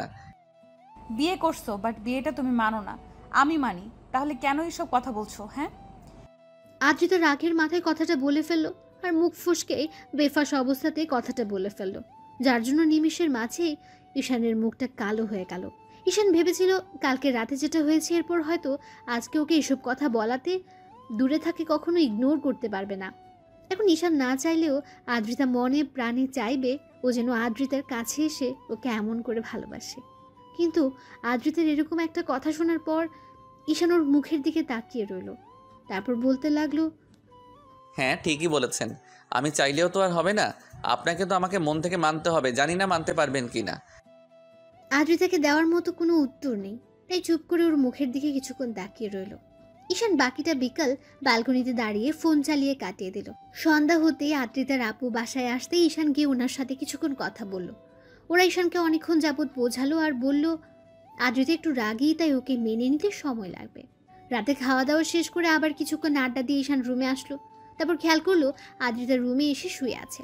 ঈশান বেশ কিছুক্ষণ চুপ করে থেকে তারপর বিছানার একপাশে শুতে আদ্রিতা উল্টো পাশ ফিরে শুলো। আর আদ্রিতা ভাবতে লাগলো ঈশান এরকম কেন করছে। তারপর কিছুক্ষণ যেতে ঈশান নিজে নিজেই বলতে লাগলো, আপনি ওই দিক ফিরে শুয়ে আছেন কেন? আমার দিকে কি একটু তাকাতে পারেন না? নাকি খুব বেশি লজ্জা পাচ্ছেন আপনি? কেন তোমাকে দেখে লজ্জা পেতে হবে? কেন, তুমি কি বাঘ নাকি ভাল্লুক যে লজ্জা পেতে হবে? লজ্জা না পেলে তো এভাবে উল্টো দিকে ঘুরে থাকতে না, তাই মনে হচ্ছে আপনি হয়তো লজ্জা পাচ্ছেন। আচ্ছা, সত্যি করে একটা কথা বলেন তো, আপনি ওই দিকে ঘুরে আছেন কেন? আর এখন তো আমি আপনার স্বামী, আপনি আমার কাছে আসতেই পারেন, আর আমি তো আপনাকে কাছে পেতেই পারি, তাই না? ঈশানের এরকম কথাতে আদ্রিতা কিছুক্ষণ চুপ করে রইল। একটা সময় ঈশান একটু এগিয়ে যেতে আদ্রিতা চোখ বড় বড় করে ওর দিকে তাকালো। তখন ঈশান ওকে আলতো করে জড়িয়ে ধরতে আদ্রিতা কেমন যেন নিজেকে ছাড়িয়ে নেওয়ার চেষ্টা করলো। তখন ঈশান বলতে লাগলো, কি হলো, নিজেকে ছাড়িয়ে নিলেন যে? এখন তো আমার অধিকার আছে, যেখানে আমি লজ্জা পাচ্ছি না আপনার থেকে জুনিয়র হয়ে, সেখানে আপনি কেন আমার থেকে দূরে সরে যাচ্ছেন? জানি না, তবে আমার কাছে এগুলো অস্বস্তি লাগছে। আমি এগুলো নিতে পারছি না, জাস্ট অসহ্য লাগছে। তারপরেও তুমি কেন এরকম করছো? আদ্রিতার প্রত্যেকটা কথাতে ঈশান প্রচণ্ড পরিমাণে কষ্ট পায়। ও একটু আগাগোড়া ইমোশনাল, তাই কিছুক্ষণ চুপ করে থেকে একটু হাসার চেষ্টা করে বলল, কি বলছেন এগুলো? এখন তো আমি আপনার স্বামী, এখন আপনার অস্বস্তি লাগলেও সবটা সহ্য করে নিতে হবে। এমন না যে ভাইয়ার সাথে আপনার সব হয়েছে যার জন্য আপনি আমার কাছে আসতে পারবেন না, আপনার অস্বস্তি ফিল হবে। ভাইয়ার সাথে আপনার নামে মাত্র বিয়ে হয়েছিল, তাহলে সেই সম্পর্কটা ভুলে যেতে পারবেন না কেন? এমন না যে আপনার অন্য কারোর সাথে রিলেশন আছে যার জন্য আপনি এরকম করে আমাকে সবসময় দূরে রাখবেন। কি সমস্যা কি আপনার? ঈশানের এরকম কথাতে আদ্রিতা ঠাস করে ওর গালে একটা থাপ্পড় বসিয়ে দিল। সাথে সাথে ঈশান উঠে বসলো আর কিছুক্ষণ ওর দিকে তাকিয়ে থেকে আবার স্বাভাবিক হওয়ার চেষ্টা করে বলল, স্বামীর গায়ে হাত তুললেন শেষ পর্যন্ত? হ্যাঁ, হয়তো আপনার থেকে জুনিয়র, কিন্তু স্ত্রীর কাছে স্বামী কখনো জুনিয়র হয় না। তাহলে আপনি আমার গায়ে হাত তুলেন কোন অপরাধে? তোমার সাহস কি করে হয় এসব বাজে বাজে কথা বলার? তোমার কি মনে হয় আমি আর 10টা মেয়ের মতো বাজে যে বিয়ের পরও অন্য কারোর সাথে সম্পর্ক রাখবো? ছি, তোমার চিন্তা ভাবনা যে এতটা নীচ কালকে রাতেই সেটা আমি বসে বুঝতে পেরেছিলাম। কালকে হয়তো নেশার ঘরে এসব করেছো, কিন্তু আজকে যে সজ্ঞানে এগুলো করবে সেটা আমি ভাবতেও পারিনি। আপনি ভুল বুঝছেন কেন? আমি তো আপনার স্বামী, এসব কথা আমাদের মাঝে হতেই পারে। তাহলে আপনি এটা কেন মেনে নিতে পারছেন না? আচ্ছা সত্যি করে একটা কথা বলেন তো, আপনি কি বিয়েটা মন থেকে মানতে পারেননি, নাকি আমি আপনার থেকে জুনিয়র বলে আপনি এখন আমাকে মেনে নিতে চাইছেন না বলেন? ঈশানের কথাতে আদ্রিতার মনে পড়ে গেল কালকে রাতে তো ঈশান এসব কথা বলেছিল। তার উপর কালকে নিজে থেকে ঈশানকে আটকানোর চেষ্টা না করলেও নিজের অনিচ্ছা সত্ত্বেও ওকে নিজের সাথে জড়িয়ে নিয়েছিল। সারা রাত ওকে বুকের সাথে জড়িয়ে নিয়ে ঘুমিয়েছে। তাহলে আজকে একটা দিন যেতে না যেতে ঈশানের সাথে এরকম ব্যবহার করছে। আদ্রিতা ভাবছে ঈশান কি করে এসব বাজে চিন্তা করছে। আদ্রিতা চুপ করে আছে। ঈশান প্রচণ্ড পরিমাণে খারাপ লাগলো। ও উঠে গিয়ে ব্যালকনিতে দাঁড়ালো আর চোখ জোড়া বন্ধ করতে দুফোঁটা অশ্রু গড়িয়ে পড়লো। আদ্রিতার মনে হতে লাগলো, না না, এসব আমি কি করছি? ওকে ভালোবাসতে পারি না, কিন্তু ওকে কষ্ট দেওয়াটা আমার পক্ষে অন্যায়। তাছাড়া ও হয়তো আস্তে আস্তে আমার প্রতি দুর্বল হচ্ছে, আর কালকে ও আমাকে বিয়ে করে নিয়েছে, আমি তো এখনও ওর স্ত্রী। তাহলে কি করে ওকে এমন করে গায়ে হাত তুলতে পারলাম? এত ভাবনা চিন্তার পরেও আজকে আমি ওর গায়ে হাত তুললাম, এটা আমি কি করলাম? কি করে করতে পারলাম? অর্ধেক রাত অবধি ঈশান ব্যালকনিতে দাঁড়িয়ে কাটিয়ে দিল। তারপর রুমে এসে কোনো রকম বিছানার একপাশে শুয়ে পড়লো। সকালে ঈশানের ঘুম ভাঙতে খেয়াল করলো আদ্রিতা ওর বুকে মুখ গুজে শুয়ে আছে। এমন কিছু দেখে ঈশান অবাক হলো, ওর দিকে তাকিয়ে রইল। তারপর আদ্রিতার ঘুম ভাঙলো, দেখলো ঈশান ড্যাব ড্যাব করে তাকিয়ে আছে। আদ্রিতা তাড়াহুড়ো করে উঠে বসলো। ঈশান বলল, এত লজ্জা পাওয়ার কি আছে? নিজের স্বামীর বুকেই তো মাথা রেখে ঘুমিয়েছিলেন, তাহলে লজ্জা পাওয়ার কি আছে? দেখেন, এখন থেকে হয়তো আপনার একটু সমস্যা হবে আমাকে মেনে নিতে, কিন্তু আস্তে আস্তে ঠিক হয়ে যাবে, তাই এত লজ্জা পাওয়ার কিছু নেই। আদ্রিতা কিছু না বলে ওয়াশরুমের দিকে চলে গেল। ঈশান মুচকি মুচকি হাসতে লাগলো। এভাবে পুরো 5-6টা দিন ঈশান আদ্রিতার বাসায় ওর আব্বু আম্মুর কথাতে কাটিয়ে বাসায় ফিরল। বাসায় ফিরে একটা দিন রেস্ট নিয়ে আব্বু ঈশানকে অফিসে যেতে বলল। তো পরদিন সকাল থেকে অফিসে যাবে ভেবে ঈশান তাড়াতাড়ি শুয়ে পড়ে। একটু পর আদ্রিতা এসে পাশে শুতে ঈশান ওর দিকে ফিরল। সাথে সাথে আদ্রিতা একটু সরে যেতে গেলে ঈশান ওকে টান দিয়ে নিজের কাছে টেনে নিল। তারপর ওকে বুকের সাথে শক্ত করে জড়িয়ে ধরতেই আদ্রিতাকে ছাড়িয়ে নেওয়ার চেষ্টা করলে ঈশান বলতে লাগলো, ভালো না বাসতে পারেন, ইগনোরটা অন্তত করিয়েন না। সেদিন রাতের পর থেকে আমি আপনার স্পর্শগুলো এখনও ফিল করতে পারি। আপনি আমাকে ভালো না বাসেন, কিন্তু আমি আপনাকে যেমন করে ভালোবাসতে চাই আমাকে তেমন করে সুযোগ দেন। আমি কি সেই সুযোগটা পাবো না আপনার থেকে? আদ্রিতা তারপর ঈশানকে ছাড়িয়ে নেওয়ার চেষ্টা করলো। ঈশান বুঝতে পারলো ওর অস্বস্তি ফিল হচ্ছে, তাই ঈশান ওকে ছেড়ে দেয়। আদ্রিতা কিছুক্ষণ ওর দিকে তাকিয়ে থেকে বিছনা ছেড়ে উঠে গেল। এবার ঈশানের নিজের উপরে রাগ হচ্ছিল। তখন উঠে ওয়াশরুমে গিয়ে চোখে মুখে পানি দিল। তারপর বাসা থেকে বেরিয়ে যেতে গেলে আদ্রিতা ওকে কয়েকবার ডাকলো। ঈশান দাঁড়ালো না। খুব রাগ হচ্ছে আজকে। যে মেয়েটাকে বিয়ে করলো সে হয়তো ওর ভাবি ছিল, কিন্তু এখন তো ওর বউ। তাহলে আব্বু আম্মুর কথা দিয়ে তাকে মেনে নেওয়ার চেষ্টা করাটা কি ওর জন্য অপরাধ ছিল? কথাগুলো ভাবতে খুব রাগ হচ্ছিল। সারাটা রাত ঈশান বাসায় ফিরল না। অন্যদিকে টেনশন হচ্ছিল যে এমন করে ওকে ইগনোর করাটা ঠিক হয়নি। পরদিন সকালে ঈশান বাসায় ফিরতে কলিং বেল দিতেই আদ্রিতা তাড়াহুড়ো করে উঠে গিয়ে দরজা খুলে দিল। এমন কিছু দেখে শুনে ঈশান অবাক হয়ে গেল, আর ঈশানকে কোনো প্রশ্ন করার আগে ওর রুমের দিকে চলে গেল। ওর পেছন পেছন গেল ঈশান, গিয়ে কোনো রকম বিছানায় গিয়ে গায়ে দিতে আদ্রিতা বলতে লাগলো, এই সারা রাত কোথায় ছিলে তুমি? তোমাকে কতবার কল করেছি, একটাবার দেখো। যেখানে থাকি আপনাকে অত টেনশন করতে হবে না, এত ভালোবাসা দেখাতে হবে না। যেটা সত্যি নয় সেটা দেখে কী লাভ বলেন? ঈশানের কথাতে আদ্রিতা মাথা নিচু করে নিল। ঈশান কিছুক্ষণ চুপচাপ রেস্ট নিয়ে তারপর অফিস টাইম হতে কোনো রকমের রেডি হয়ে খাওয়া দাওয়া করে বেরিয়ে পড়লো। আর আদ্রিতাকে একটাবার বলেও গেল না, যার জন্য ওর মন খারাপ হলো। আবার পরক্ষণে মনে হলো ও তো ঈশানকে কাছে আসতে দিতে চায় না, তার উপর স্বামী হিসেবে মানেই না।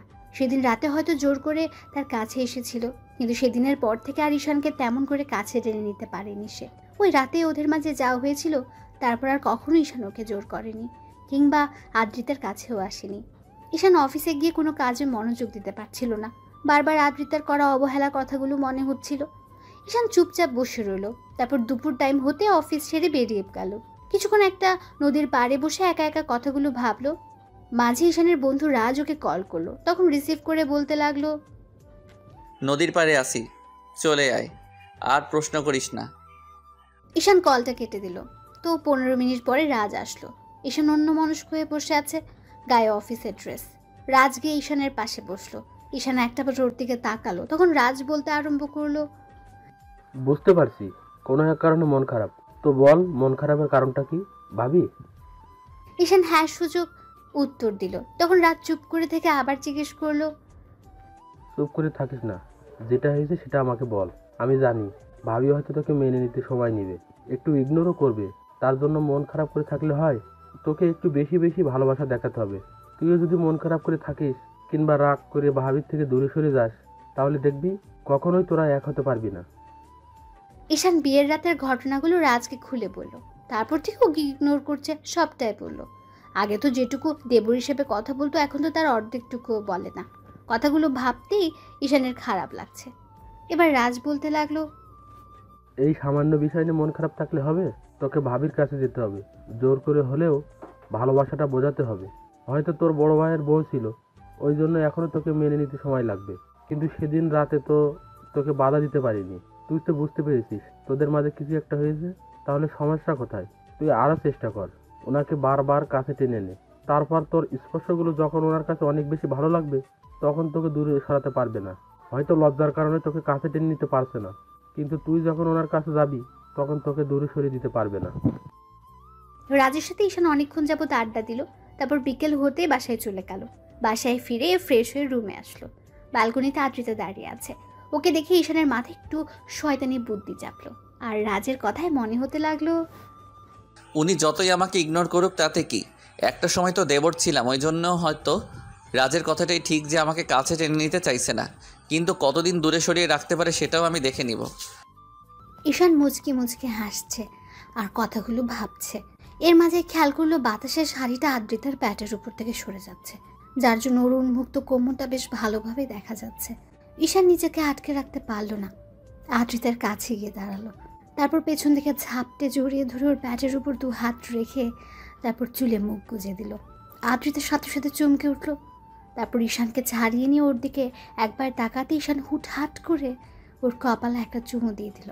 তারপর আবারও ওইভাবে পেছন থেকে জড়িয়ে ধরতে আদ্রিতা বলতে লাগলো, ঈশান কি কি করছোটা কি? প্লিজ ছাড়ো আমাকে। আর কতবার নিজেকে ছাড়িয়ে নেবেন, আর কতবারই নিজেকে আমার থেকে দূরে সরিয়ে দিবেন বলুন? আমি কি আপনার ভালোবাসাটা কখনোই পাবো না?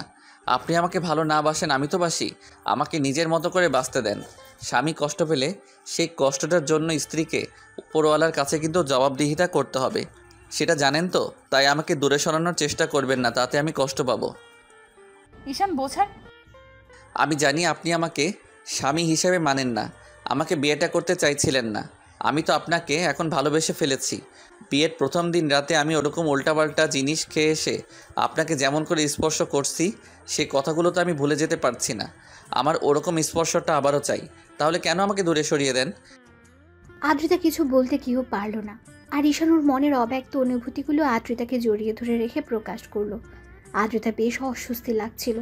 ঈশান যেটা বুঝতে পেরে ওকে ছেড়ে দিল আর বলতে লাগলো, একটা কথা কি জানেন তো? এতদিন ভাইয়া ভালোবাসার জন্য আপনি ছটফট করেছেন, আর এখন তার ছোট ভাই আপনাকে ভালোবাসে তো খুব বেশি কাছে পেতে চাইছে, ভালোবেসে উজাড় করে দিতে চাইছে। সেটা আপনার সহ্য হচ্ছে না, সেটা আপনি তুচ্ছ ভাবছেন। কিন্তু যখন খুব বেশি দূরে চলে যাব তখন দেখবেন এই ভালোবাসাটাই আপনার কাছে অমূল্য হয়ে যাবে। খুঁজে পাবেন না আমাকে। এই স্পর্শগুলো তখন মনে করিয়ে দিবে আপনার এই জুনিয়র বর আপনাকে কতটা ভালোবাসত। ঈশান আদ্রিতার কাছে আসার চেষ্টা করে আরও ঈশানকে এমন করে দূরে সরিয়ে দেয়। তো এভাবে পুরো 1 মাস কেটে গেল। এর মাঝে ঈশান যতবার আদ্রিতার কাছে যাওয়ার চেষ্টা করেছে, আদ্রিতা ততই ওকে ইগনোর করেছে। আর এই একটা মাসে ঈশান বেশ কয়েকবার আদ্রিতার সাথে শারীরিক সম্পর্কে লিপ্ত হয়েছে, কারণ ঈশান এখন কষ্ট পেলেই নেশা করে বাসায় ফেরে, যার জন্য আদ্রিতা ওকে আটকে রাখতে পারে না। আর মিহিও ঈশানের আর আদ্রিতার বিষয়টা বুঝতে পেরে কয়েকবার ঈশানকে ওসব উল্টাপাল্টা ওষুধ খাইয়ে দিয়েছিল। আর ঈশানও সেই মাতলামি করে আদ্রিতাকে জোরপূর্বক ভালোবাসা ভরিয়ে দিয়েছে, যার জন্য আদ্রিতা চাইলেও আর ঈশানকে আটকে রাখতে পারেনি। তো বেশ কয়েকটা দিন পরের ঘটনা, দুপুরের দিকে ঈশান বাসায় আসে, দেখে আদ্রিতা কার সাথে যেন হেসে হেসে কথা বলছে। ঈশান বেশ কিছুক্ষণ ওর সাথে কথা বলার চেষ্টা করলে যখন আদ্রিতা কোনো রেসপন্স করছিল না, তখন ঈশানের বেশ খারাপ লাগলো। অন্যদিকে আদ্রিতা জানে ঈশানকে যদি একটু সুযোগ দেয় তাহলে ও দুষ্টুমি করতে শুরু করবে। এমনিতেই তো আর ঈশান অফিস থেকে ফিরে আসেনি, তাই আদ্রিতা ঈশানকে কোনো পাত্তা দিল না। ওর প্রচণ্ড পরিমাণ রাগ হয়ে গেল, কন্ট্রোল করতে না পেরে টেবিলের উপরে থাকা একটা কাচের গ্লাস নিয়ে দেওয়ালে ছুঁড়ে মারল, তারপর বাসা থেকে বেরিয়ে গেল। ঈশানের এরকম রাগান্বিত চেহারা দেখে আদ্রিতা ভয় পেয়ে গেল। ঈশানের প্রচণ্ড পরিমাণে খারাপ লাগলো, ভাবলো যে মানুষটাকে এত বেশি ভালোবাসে সে ওকে এরকম করে ইগনোর করছে। তো সারাটা দিন ঈশান আর বাসায় ফিরল না। রাত 12টার দিকে যখন মাতাল অবস্থায় বাসায় ফিরলো, তখন দরজা খুলতে ঈশান খেয়াল করলো আম্মু, আব্বু, মিহি আর আদ্রিতা ডাইনিং রুমে বসে আছে। ঈশান দুলতে দুলতে রুমের দিকে যেতে গেলে আদ্রিতা ওর কাছে আসলো, তারপর ওকে ধরতে গেলে ঈশান বলল, একদম আমাকে ছোবেন না, কোনো ভালোবাসা দেখাতে হবে না। আপনি আমাকে ভালোবাসেন না, এখন আব্বু আম্মুর সামনে ভালোবাসা দেখাতে হবে না। আপনি চাইলে বাড়ি চলে যেতে পারেন, আমি আর আপনাকে ডিস্টার্ব করব না। ঈশানের এরকম কথা শুনে আব্বু, আম্মু আর মিহির বুঝতে বাকি রইল না আদ্রিতা এখনও ঈশানকে মেনে নিতে পারেনি, যার জন্য ঈশান প্রায় ড্রিঙ্কস করে আসে। মিহি বিষয়টা খেয়াল করে কয়েকবার আব্বু আম্মুকে বললো, ওরা বিশ্বাস করেনি। কিন্তু আজকে স্বচক্ষে দেখার জন্য ওরা ডাইনিং রুমে বসেছিল। ঈশানের মুখ থেকে এমন কথা শুনতে আদ্রিতা মাথার নিচু করে ফেলল। আব্বু আম্মু ভেবেছিল আদ্রিতা হয়তো বিয়েটা মেনে নিয়েছে, কিন্তু এখনও যে ঈশানকে এত বেশি ইগনোর করে সেটা ভাবতেও পারিনি। ঈশান পড়ে যেতে নিলে আদ্রিতা আবার ওকে ধরতে লাগলো। ঈশান ওকে ছাড়িয়ে নিল আর বলতে লাগলো, একদম ছোবেন না আমাকে। আপনি আমাকে একটু ভালোবাসেন না, দরকার নেই আর আপনার ভালোবাসার। কেন বিয়ে করেছিলেন আমাকে? আমি তো অন্য একটা মেয়েকে বিয়ে করতে পারতাম, তাকেও অনেক ভালোবাসতে পারতাম। তাহলে কেন আপনি আমার লাইফে আসলেন? যেদিন থেকে আপনার সাথে বিয়ের কথা চলছে সেদিন থেকে আমি আপনাকে নিয়ে ভাবতে ভাবতে ভালোবেসে ফেলেছি। শুধু আপনাকে বোঝাতে পারলাম না কতটা ভালোবাসি। ঈশান, তুমি ড্রিঙ্কস করেছো? প্লিজ রুমে চলো, দেখো উল্টাপাল্টা কথা বলো না, আমি তোমাকে সবটা বুঝিয়ে বলবো। কি বোঝাবেন আপনি আমাকে? কিচ্ছু বোঝাতে হবে না। আপনি আমাকে যতটা পিচ্চি মনে করেন আমি অতটাও পিচ্চি নই। আমি আপনার বর, সবটাই জানি। স্বামীর ভালোবাসাটা আমি আপনাকে দিয়েছি, আর আপনি আমাকে বারবার দূরে সরিয়ে দিয়েছেন। দরকার নেই আর আমাকে এরকম করে সাহায্য করার। অনেক দয়া করেছেন আমার উপর, আর করতে হবে না। আপনি কালকে বাসায় চলে যাবেন আমার সাথে, আর আমার পরিবারের সাথে আপনাকে থাকতে হবে না। ঈশান কথাগুলো বলে নিজেকে ছাড়িয়ে নেওয়ার চেষ্টা করলো। আদ্রিতা জোরপূর্বক ওকে রুমে নিয়ে শুয়ে দিতে গেলেই ঈশান হঠাৎ করে ওকে জড়িয়ে ধরল। আদ্রিতা টাল সামলাতে না পেরে ঈশানকে নিয়ে বিছানায় পড়ে গেল।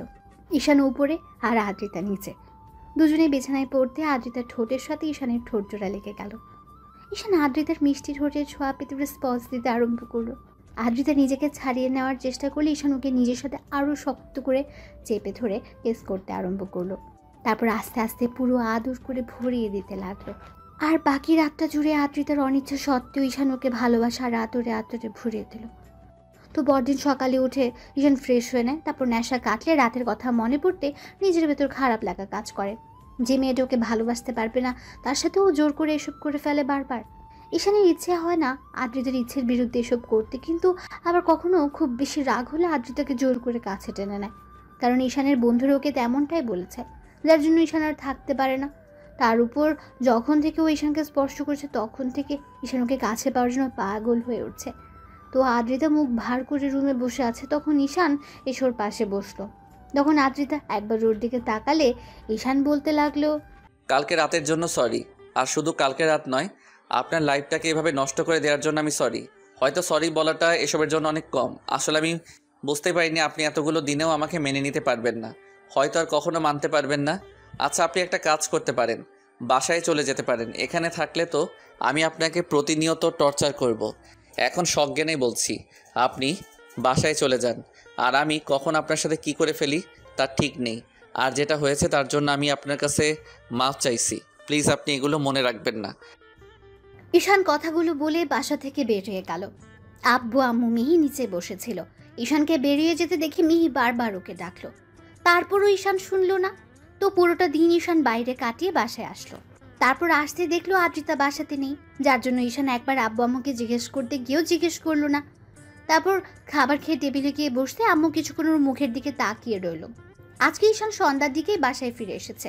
সবাই ওর দিকে তাকিয়ে আছে দেখে বলতে লাগলো, এমন করে তাকিয়ে থাকার কি আছে? আমি কোনো এলিয়েন নাকি যার জন্য তোমরা এমন করে তাকিয়ে আছো? তো এভাবে 4-5টা দিন কেটে গেল। ঈশান এই কয়েকটা দিন আর আদ্রিতাকে কলও করলো না আর ওকে আনতেও গেল না। অন্যদিকে আদ্রিতা এখন মন খারাপ করে বসে থাকে। আদ্রিতা কয়েকটা দিন ধরে ভেবেছে ঈশানকে কেন মানতে পারছে না। ও পুরো একটা দোটানার মধ্যে আছে। তো এভাবে আরও কয়েকটা দিন কেটে যেতে ঈশান সিদ্ধান্ত নিল ব্যবসার কাজে বাইরে চলে যাবে। কয়েকটা দিন বাইরে থেকে ঘুরে আসলে হয়তো আদ্রিতার মায়াটা কাটাতে পারবে। কারণ ওকে যতবার স্পর্শ করেছে সেই স্পর্শগুলো ঈশানের মনে গেঁথে গেছে। তাই ঈশানের বেহায়া মনটা বারবার আদ্রিতার কাছে ছুটে যাচ্ছে। কিন্তু তারপরও নিজেকে আটকে রাখে। খুব বেশি কষ্ট হয় যাকে ভালোবাসে তাকে ছেড়ে দূরে থাকতে। কারণ মানুষটাকে বড্ড বেশি ভালোবেসে ফেলেছে সে। ওদের মাঝে আগে কি সম্পর্ক ছিল, বিয়ের আগে ওরা কি কাকে কেমনভাবে দেখেছে সেটা নিয়ে ঈশান ভাবে না। ঈশান আদ্রিতাকে ভালোবাসে, সেটা ওর কাছে শেষ কথা। যেই ভাবা সেই কাজ। ঈশান মনে এক প্রকার আকাশ সমান কষ্ট নিয়ে 2 দিন পরে ব্যাংককের উদ্দেশ্যে রওনা দেয়। তারপরে সেখানে প্রায়ই 1 মাস ব্যবসার বাহানা দিয়ে পড়ে রইল। এর মাঝে আদ্রিতার সাথে ঈশানের কোনো কথা হয়নি, না ঈশান ওর সাথে কোনো কথা বলার চেষ্টা করেছে। অবশ্য কয়েকবার বাসা থেকে জিজ্ঞেস করেছে আদ্রিতার সাথে কথা হয়েছে কিনা। ঈশান ততবার বিষয়টা এড়িয়ে গেছে। ঈশান এখন আর চায় না যে মেয়েটা ওকে ইগনোর করে, ওকে বোঝার চেষ্টাও করে না, তাকে নিয়ে অন্তত আর ভাবতে। দিনে কাজে ব্যস্ত থাকায় হয়তো আদ্রিতার কথাগুলো মনে পড়ে না, কিন্তু প্রত্যেক রাতে ওর মনে পড়ে যায়। সেদিন রাতেও ঈশান আদ্রিতাকে স্পর্শ করেছিল। কথাগুলো ভাবলেই বুকের ভেতরটা মুচড়ে যায়। এভাবে পুরো 1.5 মাস ঈশান ব্যাংককে কাটিয়ে তারপর সব কাজ শেষ করে বাসায় ফেরল। আর ওদের বিয়ে হয়েছে প্রায় 3টা মাস কেটে গেছে। তো সেদিনের পর থেকে আদ্রিতা ঈশানের সাথে কোনো যোগাযোগ করার চেষ্টাও করেনি, আর খোঁজখবর সেটা তো দূরে থাক। ঈশান মাঝে মধ্যে খেয়াল করেছে আদ্রিতা অনলাইনে অ্যাক্টিভ আছে, তারপরও আর ওকে কোনো মেসেজ করেনি। অন্যদিকে আদ্রিতা ঈশানকে নিয়ে ভাবে না, সেটা ঈশান খুব ভালো করেই বুঝে গেছে। বাসায় আসার পর যখন আব্বু আম্মু জিজ্ঞেস করছিল আদ্রিতার সাথে কথা হয়েছিল কিনা, তখন ঈশান বলেছিল, আম্মু সবেমাত্র বাসায় আসলাম আর এসব কথা জিজ্ঞেস করতে শুরু করে দিয়েছো? এমন না যে তোমরা বিষয়টা জানো না, তাহলে এত কেন জিজ্ঞেস করতে হবে? আব্বু, তুই এভাবে কথা বলছিস কেন? আমি তো শুধু জিজ্ঞেস করলাম মাত্র, আর তুই রেগে যাচ্ছিস কেন? দেখো আম্মু, আমি রাগ করছি না। এটা সামান্য বিষয়, যার সাথে আমার পুরো 2টা মাস যাবত যোগাযোগ নেই, তার সম্পর্কে আমি কি করে বলবো? তোমরাও তো একটাবার খোঁজ খবর নিয়ে দেখতে পারতে নাকি? আমার মতো রাগ করে খোঁজ খবর নেওয়াটা বন্ধ করে দিয়েছো। সবাই চুপ করে আছে, তাই ঈশান কথা না বাড়িয়ে রুমে চলে গেল। তারপর ফ্রেশ হয়ে রেস্ট নিতে লাগলো। এভাবে আরও কয়েকটা দিন কেটে গেল। ঈশান অফিসে বসে আছে, এর মাঝে আদ্রিতার বাসার নম্বর থেকে কল আসলো। বেশ কিছুক্ষণ বাজার পর ঈশান রিসিভ করলো। ওপাশ থেকে আদ্রিতার আম্মু বলতে আরম্ভ করলো, আব্বু কোথায় তুমি? কেন আম্মু, কোনো সমস্যা হয়েছে? আপনি এভাবে কথা বলছেন কেন? আপনার কণ্ঠটা কেমন যেন শোনাচ্ছে। কোনো সমস্যা হয়েছে আমাকে বলেন। আব্বু, তোমার বউ তো মাথা ঘুরে পড়ে গেছে, একটু আসতে পারবে তুমি? আদ্রিতার সম্পর্কে এরকম কথা শোনার সাথে সাথে ঈশানের বুকের ভেতরটা মোচড় দিয়ে উঠল। ঈশান উঠে দাঁড়ালো আর বলতে আরম্ভ করলো, আম্মু কী সব বলো? কখন হয়েছে আর কিভাবে হলো? ও এখন কেমন আছে? এখন ভালো আছে। ডক্টর ইনজেকশন পুশ করে দিয়েছে আর বলেছে ও প্রেগনেন্ট। তুমি কি একটু আসতে পারবে আব্বু? আদ্রিতা প্রেগনেন্ট কথা শোনার সাথে সাথে ঈশানের হাত থেকে ফোনটা পড়ে গেল। ওর চোখ দিয়ে টপ টপ করে পানি পড়তে আরম্ভ করলো। ঈশান চেয়ারটায় বসে পড়ল। অন্যদিকে আদ্রিতার আম্মু ঈশানের কোনো রেসপন্স না পেয়ে কলটা কেটে দিলেন। ঈশান 5 মিনিট পরে তাড়াহুড়ো করে অফিস থেকে বেরিয়ে গেল। তারপর আব্বু আম্মুকে ফোন করে দিতে ওরা বিষয়টা জানতে পেরে অনেক খুশি হলো। আধা ঘন্টার মধ্যে ঈশান আদ্রিতার বাসায় আসতেই দৌড়ে ওর রুমে গেল। আদ্রিতা বিছানায় আতশোয়া হয়ে বসে আছে। ঈশানকে দাঁড়িয়ে থাকতে দেখে আদ্রিতার আম্মু রুম থেকে বেরিয়ে গেলেন। ঈশান গুটি গুটি পায়ে গিয়ে আদ্রিতার সামনে দাঁড়ালো। আদ্রিতা একবার ওর দিকে তাকিয়ে লজ্জা পেয়ে মাথাটা নিচু করে নিল। লজ্জায় আদ্রিতার গালগুলো লাল বর্ণ ধারণ করেছে। আদ্রিতা একদম জড়সড় হয়ে গেছে ঈশানকে দেখে, আর চোখগুলো কেমন যেন বন্ধ করে নিয়েছে। ঈশানের সেদিকে কোনো খেয়াল নেই। ও তাড়াহুড়ো করে আদ্রিতার সামনে বসলো। আদ্রিতা কিছু বুঝে ওঠার আগেই ঈশান ওর একটা হাত দুই হাতের মুঠোয় নিল। আদ্রিতা ভাবলো ঈশান হয়তো এখন ওকে বুকের সাথে জড়িয়ে ধরবে কিংবা হাতে চুমু দেবে, কিন্তু ঈশান ওর ধারণাটা ভুল করে দিল। এখন কেমন আছো? ঈশানের কথাতে আদ্রিতা ওর দিকে তাকালো, খেয়াল করলো ঈশানের চোখে পানি টলমল করছে। লজ্জা আদ্রিতা মাথা নেই। হ্যাঁ সূচক উত্তর দিতেই ঈশান আবার বলতে লাগলো, জানি আমার সাথে কথা বলার কোনো ইচ্ছা আপনার নেই, কিন্তু দেখো আমি তো কোনো অন্যায় করিনি, তোমাকে ভালোবেসেছি। আর এই বেবিটা তো তোমার আমার দুজনেরই, তাই না? আমি বুঝতে পারছি না কি বলবো। এই সিচুয়েশনে আমার না খুব কষ্ট হচ্ছে আর প্রচণ্ড পরিমাণ ভয়ও লাগছে। মনে হচ্ছে তুমি এই বেবিটা নিয়ে খুশি নও। ঈশানের এরকম কথা শুনে আদ্রিতা অসহায়ভাবে ওর দিকে তাকালো। তখন ও আবার বলতে আরম্ভ করলো, আচ্ছা, রাগ অভিমান যদি তোমার আমার উপর থাকে সেটা আমার উপর দেখিও, তারপরও ভুলে ওই বেবিটার কোনো ক্ষতি করো না। ও তো আমার একার বেবি নয়, বলো, তোমারও। তাই প্লিজ ওর কোনো ক্ষতি করো না। আর আমি কথা দিচ্ছি, তুমি ওকে যদি রাখতে না চাও তাহলে ও পৃথিবীতে আসার সাথে সাথে আমি তোমার কাছ থেকে ওকে নিয়ে অনেক দূরে চলে যাব। তারপর আমার বেবিটার কোনো ক্ষতি করো না প্লিজ। ঈশান কথাগুলো বলেই কান্না করে দিল। ওর চোখ দিয়ে অনবরত পানি পড়ছে। আদ্রিতা ভাবতেও পারেনি এমন একটা দিনে ঈশান এমন একটা কথা বলবে। ওর এমন কথা শুনে আদ্রিতা অবাক হয়ে গেল। তারপর বলতে আরম্ভ করলো, ঈশান, এসব কি বলছো তুমি? আমি বেবির ক্ষতি করে দেব মানে? তুমি আমাকে এতটা বাজে ভাবতে পারছো? ছি, তুমি এসব কি করে বলতে পারছো?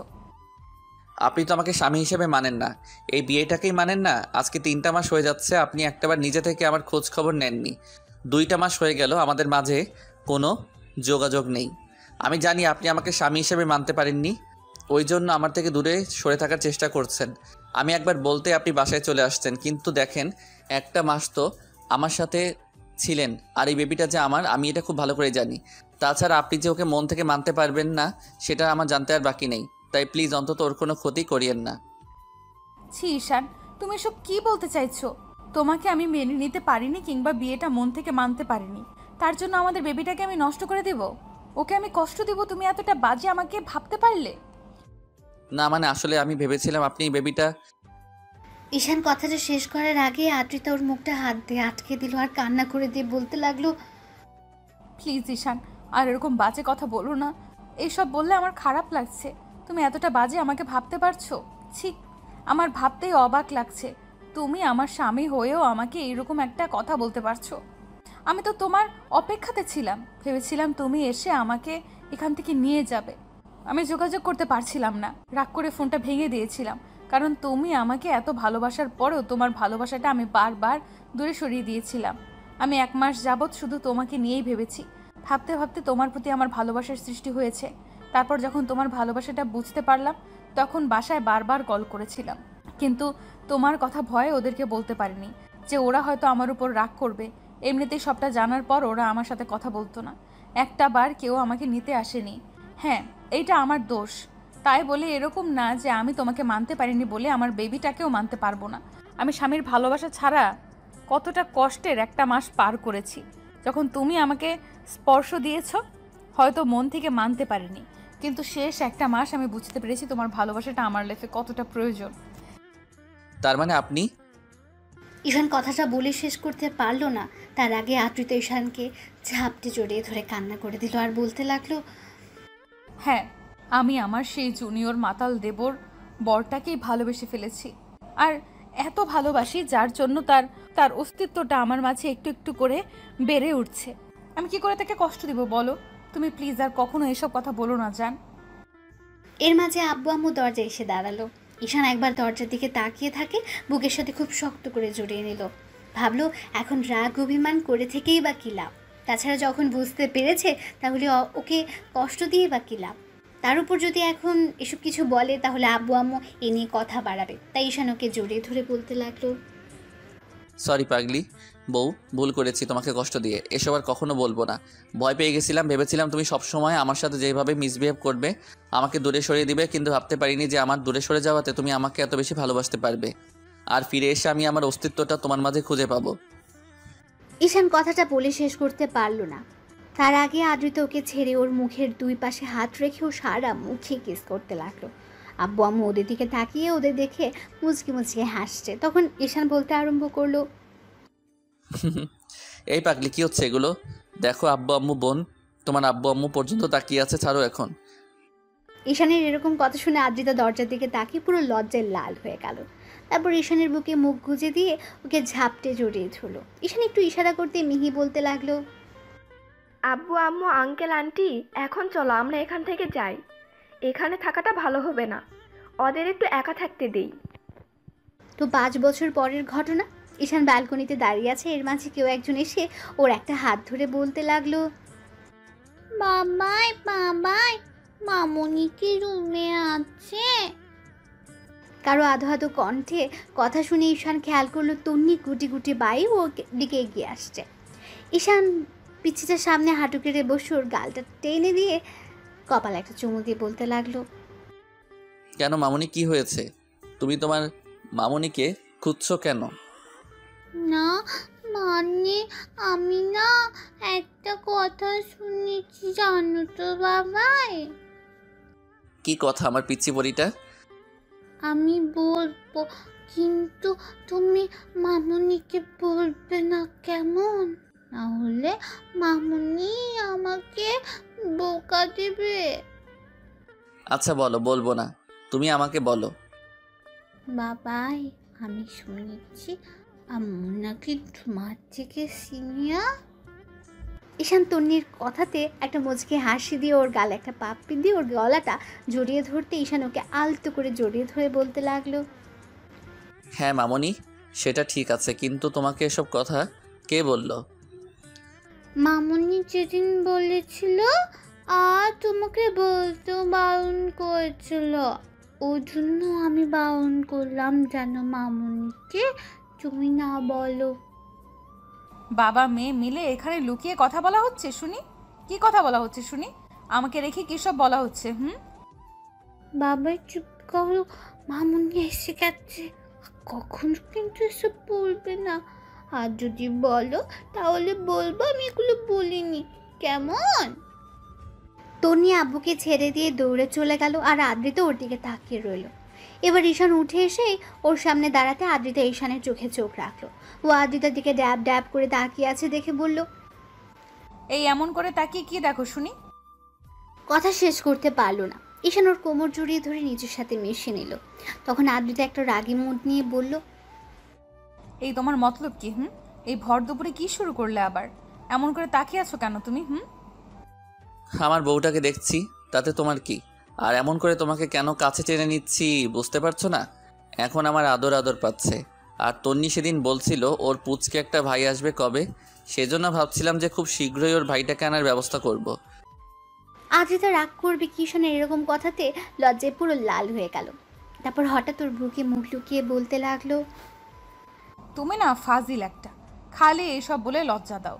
তার উপর জানো এসব বললে আমার প্রচণ্ড পরিমাণে লজ্জা লাগে, আর তুমি সেগুলোই করো। তোমাকে লজ্জায় ফেলতে তো আমার ভালোই লাগে। লজ্জায় তো যখন তোমার লাগে তখন তোমার গালগুলো টমেটো মতো লাল হয়ে যায় না, তখন তোমাকে আদর করতে বেশ লাগে। যা দুষ্টু, তোমার শ্রোতাদের সামনে কী সব উল্টাপাল্টা বলো? তুমি না আসলেই অনেকটা দুষ্টু আর লুচু একটা। তাহলে তো লুচুগিরিটা করেই দেখাতে হয়। এই না, উল্টাপাল্টা কিছু করবে না কিন্তু এখন।